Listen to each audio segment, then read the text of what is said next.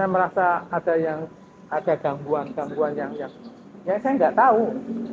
Saya seperti nggak bisa menggambar itu. Tempat-tempat ini biasanya kan ditempati ya makhluk-makhluk hingga anu.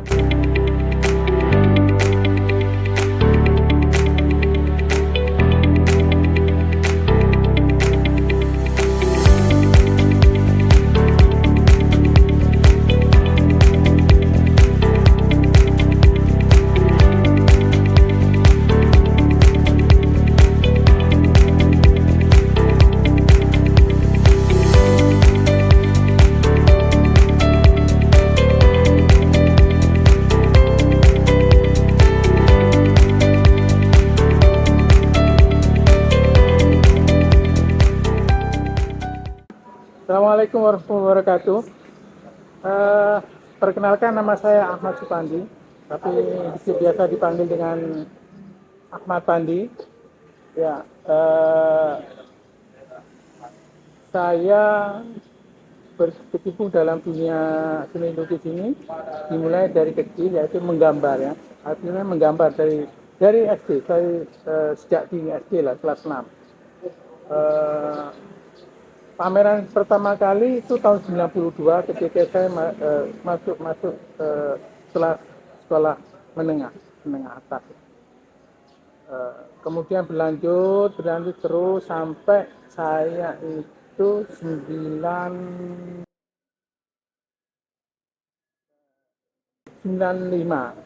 Nah, 95 saya masuk ke Bali.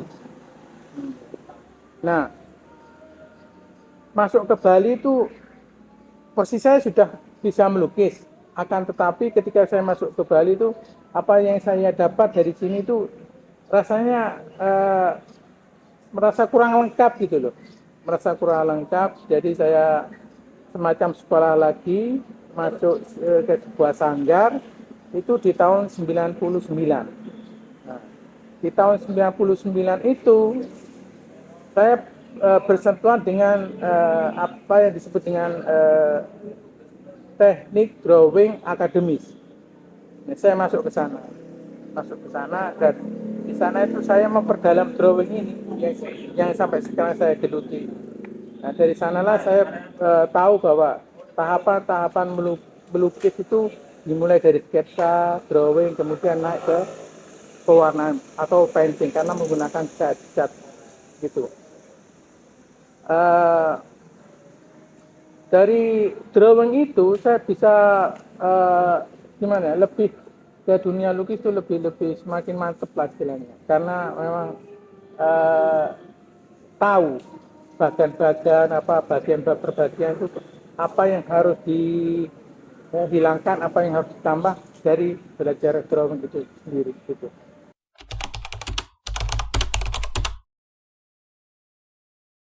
Kebanyakan yang saya lakukan di Bali itu semua ya, aktivitas masyarakat Bali, yaitu seperti upacara atau upacara pernikahan atau ya human figure lah, aktivitas keseharian masyarakat Bali, karena memang di Bali adalah aktivitas adat tuh sangat kental sekali, dan itu membuat saya terasa lebih menarik untuk dibikin sebuah lukisan. Dan lagi pangsa pasar di sana juga menjanjikan gitu.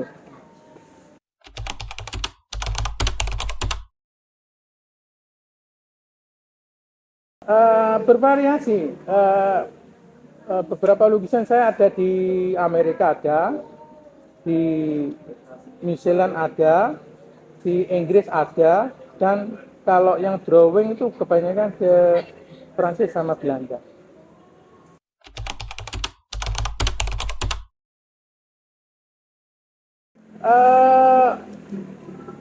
Ya kurang lebih ada 30 tahun lebih lah saya melukis. Kalau dihitung dari mulai awal ya malah lebih, seperti itu.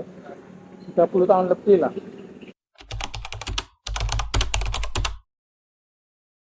Sebenarnya memang keinginan saya untuk menetap di Bali itu tidak terpikirkan, karena memang saya berkeinginan untuk memajukan istilahnya di Jember itu harus ada lah ya semacam apa orang-orang yang berkecimpung di dunia lukis kesenian terutama lukis ini gitu.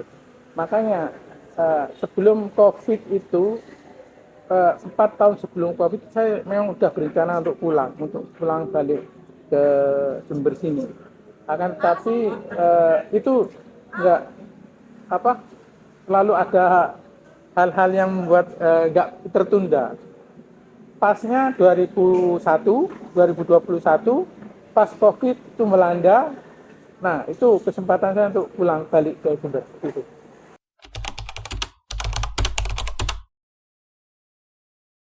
Oh, sangat berbeda Mas Ferdi. Kalau di Jember ini kita apa? Karena infrastruktur seni nggak seperti di Bali, jadi ya saya harus memang benar-benar bekerja lebih keras lagi. Dan pinter-pinter untuk mencari cari hubungan ya, pertemanan apa seperti itulah. Kalau tapi selama ini saya bisa bertahan di Jember ini karena memang hubungan di Bali, terutama teman-teman yang bule itu, yang tamu-tamu, terutama yang England sama Australia itu masih masih by kontak ya, by WA, by apa. Jadi kalau mereka ingin membuat sesuatu, mereka selalu menghubungi saya. Saya itu ada semacam bukan project ya. Teman saya itu kan bisnisnya coklat. Teman saya ya itu bercerita bahwa coklat yang diproduksi itu coklat yang berasal dari Puslit Jember. Dari Puslit Jember. Dan memang terbukti coklat Jember memang jos, api. Terbukti teman saya itu, saya secara nggak sengaja dia bertanya, Pandi, kamu rumahnya di Jember? Ya saya bilang ya. Terus jauh enggak dengan Puslit? Loh, saya tanya, kamu kok nanya Puslit? Ya, stop saya beli coklatnya di Puslit Jember. Dan ini saya dapat pesanan membuat semacam pembungkus coklat, cover bar coklat itu yang kebetulan karya saya untuk cover coklat itu ada sekitar kurang lebih 7.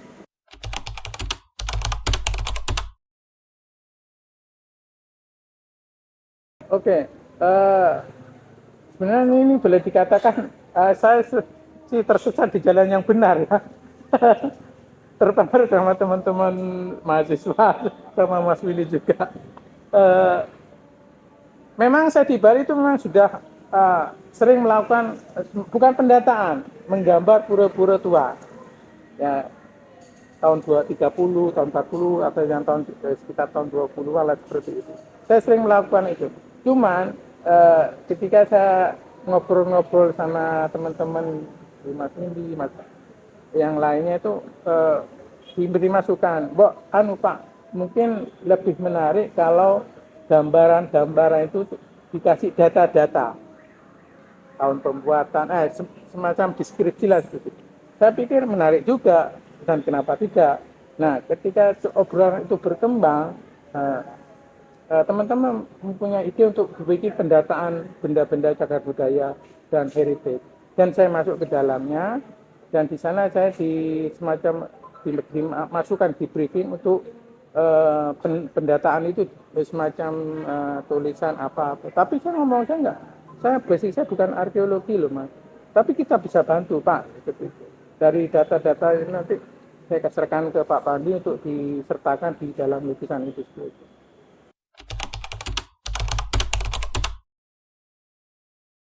Kalau secara objek sih memang beda, tapi untuk pengerjaannya saya nggak merasa kesulitan karena basic saya itu ke human figure ya.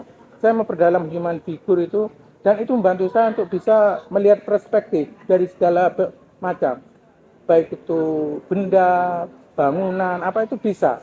Karena yang paling susah itu memang figur, human figure. Jadi menggambar orang itu agak susah.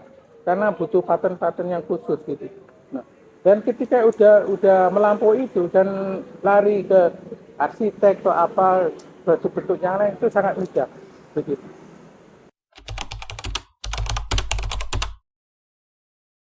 Eh, Kesulitan dalam artian gini, kalau kita pertama yang saya lakukan ini kan seneng ya, meskipun jauh kadang-kadang saya happy melakukannya. Nah kesulitannya itu biasanya kalau kita ada semacam apa semacam bersurat ke instansi apa itu kalau kita mau bikin mendokumentasi mendata bangunannya itu ada semacam ya tanda kutip kecurigaan ngopo oh ini nggak data-data hal-hal seperti itu saya sering lakukan lebih dari 3 kali seperti itu. Jadi makanya untuk proses-proses yang kayak seperti water torrent ini nggak merasa kesulitan karena memang di area publik. Tapi kalau tempat-tempat yang seperti bangunan rumah atau apalagi berpagar itu kita memang agak agak bukan kesulitan menggambarnya ya, tapi proses untuk permisinya itu loh yang harus di prosedurnya dilakukan.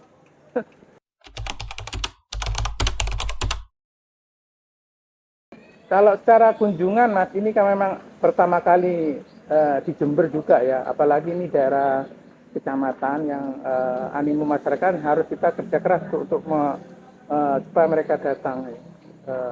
Saya kira untuk langkah pertama kali ini ketika sudah cukup, karena memang pameran seperti ini di Bali pun kayak gini, cuman ruangannya yang kalau di Bali memang tempatnya representatif kayak gedung atau apa.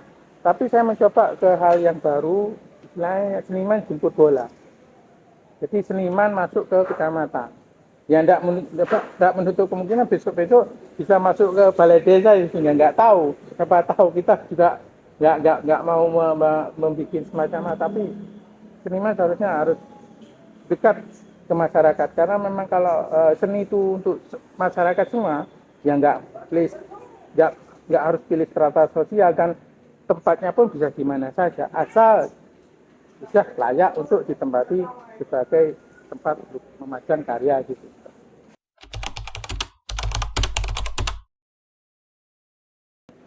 Kurang lebih sekitar 25-an ya 25 lebih ya. Plus ada yang lain-lain. Ada yang bertemakan tentang benda-benda arkeologi zaman megalitikum dan yang lainnya itu bangunan-bangunan cagar budaya. Ini kebetulan dekat dengan aktivitas saya mulai dari saya muda ya, karena memang jaraknya dari rumah nggak terlalu jauh, saya sering lewat di depannya. Ini adalah rumah kediaman dari Mbah Bronto yang dikenal dengan lurah pertama Rami Puji. Dan saya dapat informasi karena saya tanya-tanya di orang-orang sekitar, ini dulunya tempat tinggal sekaligus kantor lurah sekaligus tempat tinggal dari Mbah Bronto ini. Dulunya itu tempat untuk menyelesaikan perkara-perkara yang sifatnya adat gitu. Jadi kalau ada pertengkaran atau apa diselesaikan di ruangan ini. Jadi kalau di sini udah selesai ya selesai. Seperti itu. Kalau saya cari informasi seperti itu.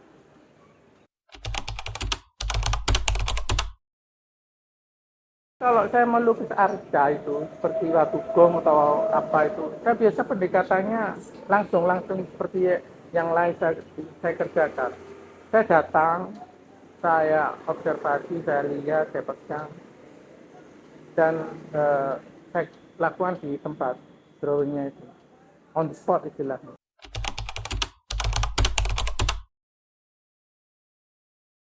Yang menarik kadang-kadang untuk perlakuan yang seperti ini saya harus semacam ini lah, permisi lah, meminta izin pada yang nggak kelihatan karena memang tempat-tempat ini biasanya kan ditempati ya orang-orang yang makhluk-makhluk yang nggak anu. Makanya saya selalu assalamualaikum nuwun sewu. Saya cuma hanya menggambar, saya tidak mau mengambil barang, memindahkan barang atau mengotoritas. Saya selalu seperti itu. Karena memang beberapa kali saya melakukan sket, terutama yang di Gumuk Emas itu, Yoni itu, saya merasa ada gangguan yang saya nggak tahu.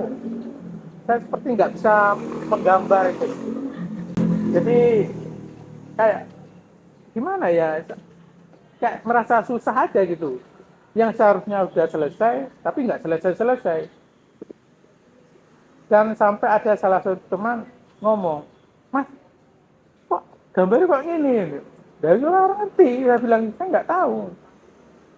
Nggak. Makanya tunggu nono, saya bilang gitu sampai sama Mas Iman ditungguin. Barulah itu agak lancar dikit. Tapi sini ada juga gitu loh. Di Gumuk Mas, itu barangnya Pak Wayan.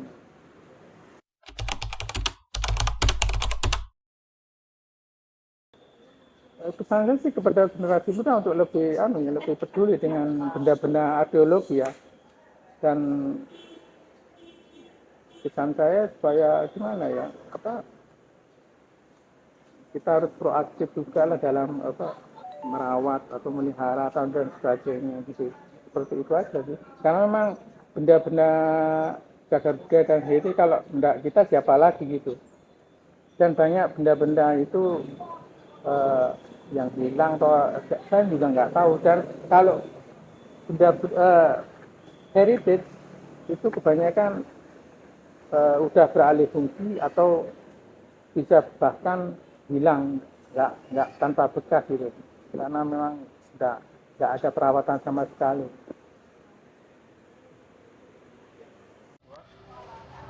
Ini saya adalah interior dari stasiun X Balung jalur selatan, jalur ada yang dari Surabaya ke Jember. Jadi ini jalur utama. Ini stasiun ini dibuka tahun 1913, jadi usia stasiun ini sudah 110 tahun. Dan di depan stasiun ini ada 2 rel dengan lebar yang beda. Yang satu kecil, yang satu besar. Dan kemungkinan yang kecil itu ada lori untuk mengangkut tebu. Karena di sepanjang jalur dari Rambi Bruji sampai ke Balung itu ada semacam sodetan kali gitu. Yang dahulunya mungkin untuk pengairan tebu atau apa, saya juga nggak. Tapi itu ada. Dan kalau yang rel kecil itu memang kemungkinan itu aktivitas pengangkutan tebu. Karena kalau ditelusuri, Jember kan mempunyai 3 pabrik gula ya, 1 Semburo, 2 di Jember, dan 3 di Kencok. Yang dua-duanya sudah habis, untuk tinggal yang di PG Semboro aja yang masih aktif sampai sekarang. Dan stasiun ini nggak aktif sekitar tahun 80-an. Di Jalan Wijaya Jember, pas di depannya stasiun kereta api Jember. Semacam rumah dinas pegawai KAI. Batu Kenong, tinggal megalitikum yang ditemukan di Arjasa. Ya, ini tingginya, saya mendata ini tingginya sekitar 66 cm. Dan tinggi dari puncak ini dari bawah sampai ke puncak ini. Nah, tingginya Kenong ini, itu sekitar 4,5 cm tingginya. Nah, circle-nya, diameternya itu 28 cm, jadi lumayan agak gede. Dan diameter Batu Kenongnya itu 102, ya agak gede juga, kan tinggi.